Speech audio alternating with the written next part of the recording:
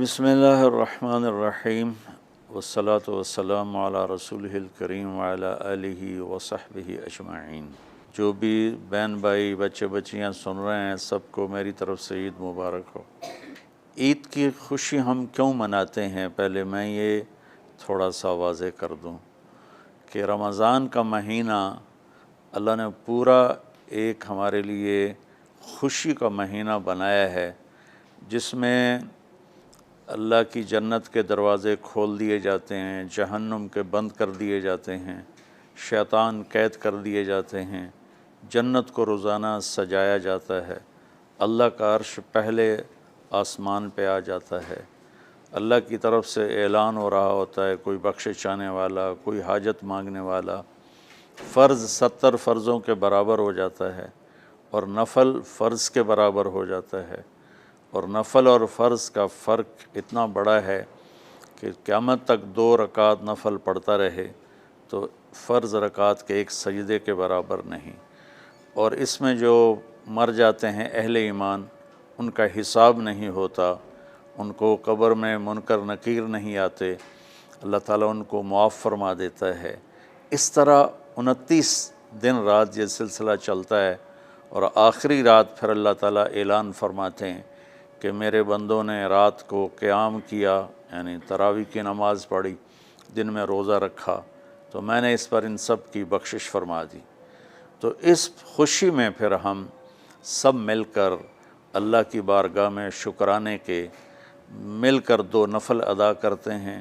اور اللہ کا شکر ادا کرتے ہیں کہ یا اللہ تیرا شکر ہے تو نے ہمارے گناہوں کو معاف فرمایا، جہنم کو ہم پہ حرام کیا، جنت کو ہم پہ واجب کیا۔ اصل تو عید کی خوشی کی یہ وجہ ہے۔ آپ عید کے لیے غسل فرماتے تھے اور اپنے کپڑوں میں سے اچھے کپڑے منتخب فرماتے تھے، اور فجر کی نماز کے بعد آپ اشراق نہیں پڑھتے تھے اس دن، باقی آپ کی ساری زندگی کا معمول تھا کہ فجر کے بعد آپ اشراق پڑھتے تھے، لیکن اس دن آپ اشراق نہیں پڑھتے تھے، غسل فرما کے پھر کچھ کھا کے، کوئی میٹھی چیز، کھجور ہی عام طور پر ہوتی تھی، کھجور کھا کے پھر آپ عیدگاہ کی طرف تشریف لے جاتے تھے، اور پہلے نماز پڑھاتے تھے، پھر خطبہ ہوتا تھا، اور اس کے بعد جس راستے سے آپ جاتے تھے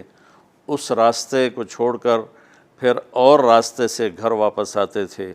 پھر وفود سے ملاقات کرتے تھے، سرداروں سے، صحابہ سے ملاقات کرتے تھے، اس میں کچھ کھانوں کا اہتمام بھی ہوتا تھا۔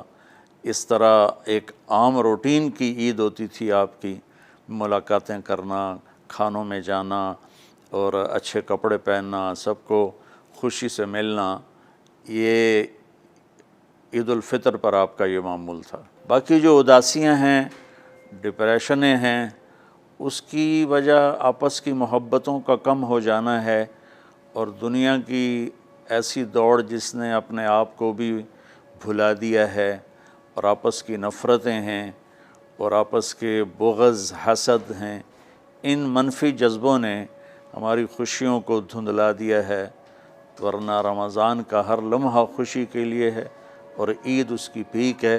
اور پوری زندگی اللہ راضی ہو رہا ہو تو خوشی ہی خوشی ہے۔ ہمیں اپنے ملک سے، اپنی نسل سے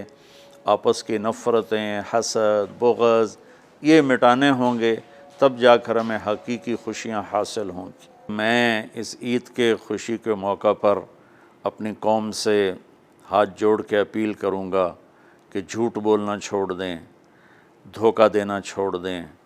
اور ظلم کرنا چھوڑ دیں۔ مذہبی نفرت نے ہمیں تباہ کر دیا، سیاسی نفرت نے ہمیں تباہ کر دیا، صوبائی قومی نفرت نے ہمیں تباہ کر دیا، آپس کی رنجشوں کی نفرت نے ہمیں تباہ کر دیا۔ میں ساری قوم کے سامنے جھولی پھیلا کر چاروں صوبوں کے رہنے والوں سے اور ہر مکتب فکر سے متعلق اہل ایمان سے یہ درخواست کرتا ہوں کہ آئیں ہم سچائی کو اپنا ساتھی بنائیں اور دیانتداری سے اپنے آپ کو آراستہ کریں، اور انصاف کا ساتھ دیں، نہ ظالم بنیں نہ ظالم کا ساتھ دیں۔ اسلام 2 چیزوں کا